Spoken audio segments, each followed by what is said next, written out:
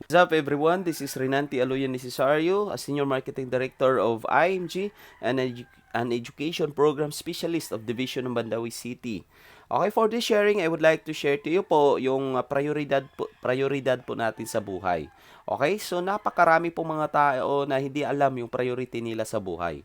So kaya nga po, no, lalo na yung mga empleyado, right after a hard work, okay, they tend to spend more than what they earn. 'Di ba? They tend to reward themselves in the wrong way. So, of course guys, no, so hindi naman natin ma-blame kasi nga po wala talagang nagtuturo po kung paano. Okay, kadalasan nga sasabihin natin na kulang talaga, no? Kulang talaga yung sahod natin sa pangangailangan po natin monthly.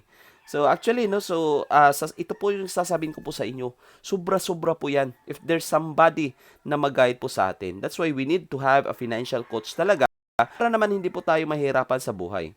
Sabi nga, you can build up a solid foundation. Just like building a house, you must build it from the ground up. So ito po, napaka-importante nito guys, no, that we have to build a solid financial foundation para naman hindi po tayo mahirapan sa buhay, no? By the time that we get old, at least yung pamilya po natin, by the time na magkasakit tayo, di kaya may mga pagsubok sa buhay, o di kaya ay crisis, at least hindi po tayo mahirapan. So, like building a house po, no? So, katulad po yung nagpag-build ng bahay, inuuna talaga yung pinaka-pundasyon. Dapat solid po yung pundasyon para naman hindi kaagad mag-collapse yung bahay. So, yan, no? Katulad po yan ng financial foundation natin. Dapat solid po yung pinaka-base niya para naman kahit na anong pagsubok sa buhay, at least hindi po tayo mabankrupt kaagad, di ba? So, yun po guys. So, paano? We must build it right and build it strong. So, dapat uunahin po natin guys yung tinatawag po nating healthcare. Yung healthcare, ito po yung pinaka-last priority siguro ng kadalasan ng mga tao. Pero alam nyo po, ito po yung pinaka-first priority talaga sa solid financial foundation. Bakit? Kung magkasakit po tayo, alam po natin yung health crisis nga pwedeng mangyari sa atin. So, of course, napakarami pong mga mayayaman, maraming pera, kaya lang nung nagkasakit, naubos lahat ng kayamanan. So, kailangan po natin yung long-term at saka short-term care. Sasabihin natin yung short-term care, yun po kadalasan po ibinibigay po ng mga companies, no? Yun po yung healthcare natin sa company po natin. So, that's good if we are still employed. Kaya lang, by the time that matanggal tayo sa trabaho, di kaya magre-retiro na tayo sa trabaho, syempre, mawala din po yung short-term care natin. So, that's why dapat meron po tayong long-term that will take care of us kahit matanda na po tayo. Okay po? So that's again, no, that's the first priority po na gagawin po natin. Ang katanungan dyan, meron ka na bang healthcare? Alam mo na ba kung magkano o ano yung kailangan mo na healthcare po para sa inyo ngayon? Okay po? So, yun. This is one of the advices that we also give here in ING. At saka we have also workshop about this, no? Yun. Pangalawa, protection. Dapat meron po tayong life insurance. Remember, life is uncertain. Kung mahal natin yung pamilya natin, tapos ikaw yung breadwinner ng pamilya, what if you die too soon? Di ba? Siyempre, no, knock on the wood, hindi po natin pinapangarap yan. Kaya lang, that's the possibility of life. Paano kung mangyayari yan sa inyo? At tapos yung mga anak po ninyo, maliliit pa, hindi pa nakatapos ng pag-aaral, tapos marami pang utang binabayaran. So, it's our choice, no? Ano po yung pwede nating iiwan sa pamilya natin? Utang o pera? Okay po? Ang kagandahan po ng life insurance, nagbibigay po siya ng instant money na pwedeng magiging income replacement, okay? While wala ka na sa pamilya po ninyo. Okay po? So of course, no, hindi po natin pinapangarap yan, pero again, that's the possibility of life. Dapat we will be protected.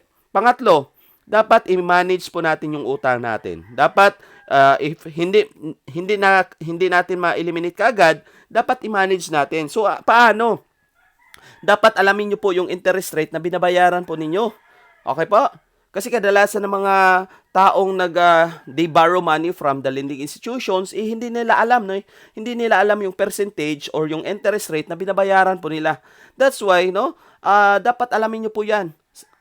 Tapos, tingnan nyo kung saan yung mas malaking interest rate po, yun po ang bilisan mo sa pagbayad.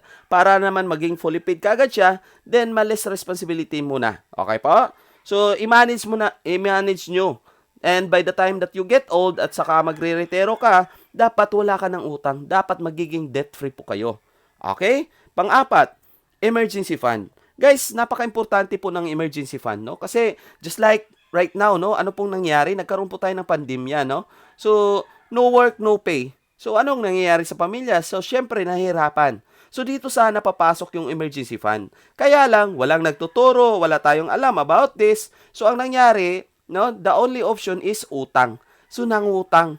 So, nahirapan talaga sa buhay. You're very dependent to the government kung ano man ang ibigay ni gobyerno sa atin. Okay po? So, dito sana, no, kung meron kang emergency fund, at least, no, patuloy pa rin yung buhay ng pamilya mo.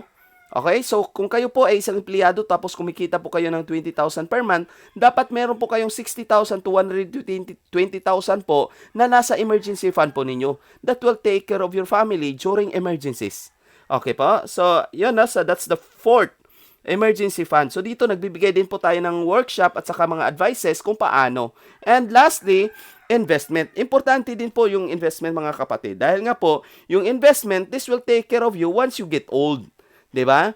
So, of course, no, once you get old, you stop making active income. So, paano na lang po yung buhay po natin, no? Doon lang ba tayo sa pension na magdepende, no? So, of course, if you have investment, that will give you, no? That will give you a return of investment, that will give you additional income kung wala ka na sa trabaho. So, of course, importante po tong investment sa solid financial foundation natin. Pero again, no, wag nyo pong baliktarin. Okay po? Huwag nyo pong baliktarin. Kasi kadalasan ng mga tao, inuuna talaga yung investment. Okay? So, lalo na ngayon is malapit nang mag-bonus. So, of course, alam po natin, kadalasan ng mga tao, kung merong pera, ang iniisip kagad saan maganda mag-invest or ano ang magandang sisimulan na negosyo. Okay? So, guys, no, dito nagbibigay din po tayo ng mga payo at saka mga workshop at saka mga free webinars kung ano po yung mga different investment, liquid at saka solid investment po. Okay, just like mutual fund, stock market, nagbibigay po tayo ng mga advices at saka guidance, no, about these kinds of investment. Okay? And again, no, so dapat alamin po natin yung priority po natin sa buhay. We must build it from the ground up. Uunahin po natin healthcare, pangalawa life insurance, pangatlo eliminate your utang, your debts, and emergency fund. Last is your investment. So I hope that you understand and you learn something on this sharing. Thank you so much. Again, this is Renanti Aloyan Necesario from IMG Cebu. Maraming salamat and God bless us all.